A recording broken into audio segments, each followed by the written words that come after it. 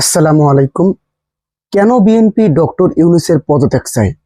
এই যে BNP doctor ইউনূসের সঙ্গে বৈঠক করলেন, বাংলাদেশ জামাতে ইসলামী করলেন, এনসিপি করলেন। ডক্টর ইউনূস আশ্বস্ত করলেন যে জুনের আগেই নির্বাচন শেষ হবে এবং দ্রুত নির্বাচনী রোডম্যাপ ঘোষণা করা হবে। কিন্তু তারপরও এসেও কেন বিএনপি এখন এরকম বক্তব্য দিতেছে যে ডক্টর ইউনূসকে তাদের পদত্যাগ করতেই হবে? এরকম বক্তব্য কেন দিতেছে বিএনপি? আসলে কেন ডক্টর ইউনূসের পদত্যাগ চাচ্ছে? আর সেনাবাহিনীর সঙ্গে এবং ভারতের সঙ্গে বিএনপি বা কেনই বা এত ভালো সম্পর্ক রাখতেছে? এর মূল কারণ কিন্তু নির্বাচন।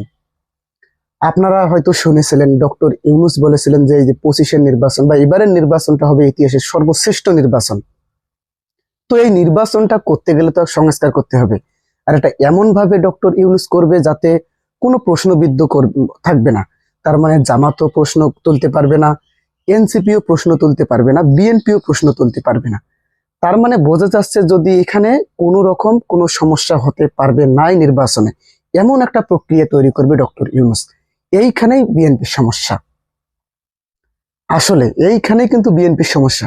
কেননা এখানে যদি সুষ্ঠু নির্বাচন হয় এবং ইসলামপন্থী দলগুলো যদি একটা ভোটের বাক্সে যদি ভোট ফেলায়, তাদের ভোটটা যদি পড়ে, তাহলে কিন্তু এখানে নিশ্চিতভাবে বাংলাদেশে ইসলামপন্থী রাজনৈতিক দলের বিজয় নিশ্চিত হবে, বিশেষ করে বাংলাদেশ জামাতে ইসলামের।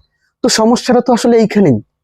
এই যে ডক্টর ইউনূস বলেছেন, ডক্টর ইউনূসের উপদেষ্টারা যেভাবে বলেছেন যে ইতিহাসের শ্রেষ্ঠ নির্বাচন হবে এটা, এর জন্য সংস্কার করবে, এমন এমন প্রস্তাব কিন্তু ঐক্যমত্য সংস্কার কমিশন দিয়েছে, যেই প্রস্তাবগুলো শুনে কিন্তু বিএনপির মাথা ঘুরে গিয়েছে। এইখানেই আসলে বিএনপির সমস্যাটা। এই জন্য বিএনপি বুঝে গেছে যে ভারত এবং সেনাবাহিনী ছাড়া তারা ক্ষমতায় যেতে পারবে না। তাই তারা ভারতের সঙ্গে এবং সেনাবাহিনীর সঙ্গে সক্ষমতা যাচাই করতে, সক্ষমতা গড়ে তুলতেছে। এই জন্য তারা চুপ্পুর পদত্যাগ চায় না, ডক্টর ইউনূসের পদত্যাগ চায়, কিন্তু চুপ্পুর পদত্যাগ চায় না। এটাই কিন্তু মূল কারণ। এই জন্য বিএনপি বৈঠকের পরও বের হয়ে এসে বলতেছে যে বর্তমান সরকারের অধীনে সুষ্ঠু নির্বাচন হবে, এটা বিশ্বাসযোগ্য নয়। এই যে বিএনপির ভাইস চেয়ারম্যান শামসুজ্জামান দুদু, যিনি উনি প্রসাবের কর্মসূচি দিলে নাকি হাসনাত আব্দুল্লাহ বঙ্গোপসাগরে ভেসে গিয়ে পড়বে।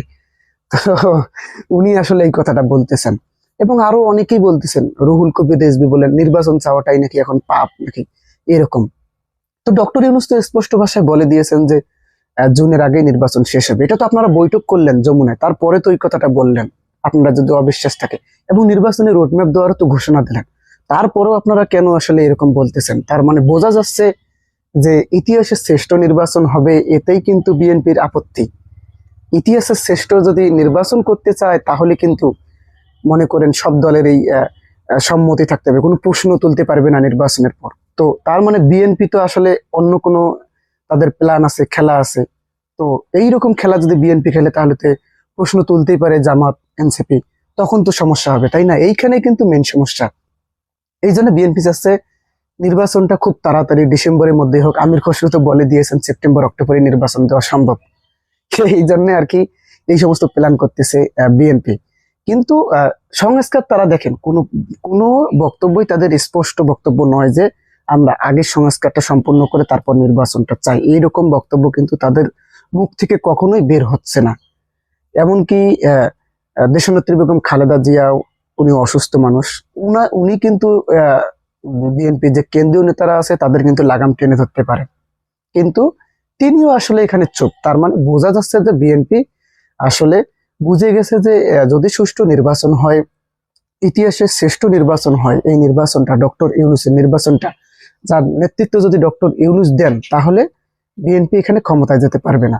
ইসলামপন্থী যে দলগুলো আছে এবং এনসিপি, ওরা যদি একসঙ্গে জোট করে তাহলে কিন্তু বিএনপির মনে করেন 30% ভোটও পড়বে না। এই নিয়ে কিন্তু বিএনপি আসলে শঙ্কা আছে। দেখেন ডক্টর ইউনূসকে পদত্যাগ, ডক্টর ইউনূসের পদত্যাগ চায় না প্রায় 85%।